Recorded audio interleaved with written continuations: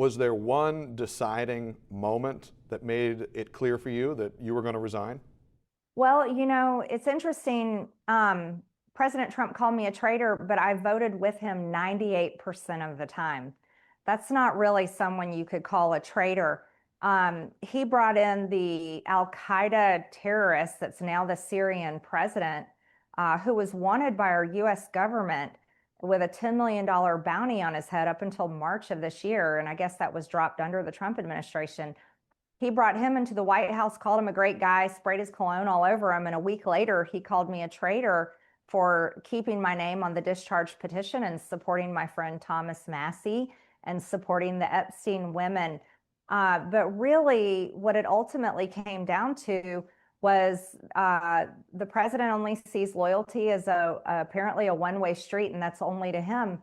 And he didn't care about all of the ways I had supported him and helped him become president, and supported his policies. I have many pieces of legislation that support his own executive orders, like Protect Children's Innocence Act. That was one of his main campaign promises to the American people.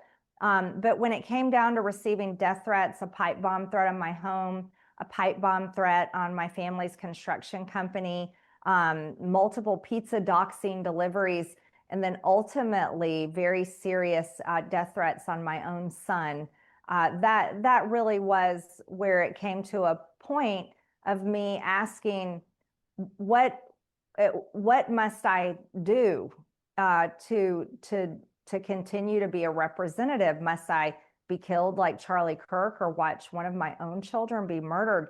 And I think that comes to a point where any American can look at that and say that's a high bar and way too much to ask. You were afraid, you were legitimately afraid for your safety and your family's safety after threats made against you following President Trump's comments about you.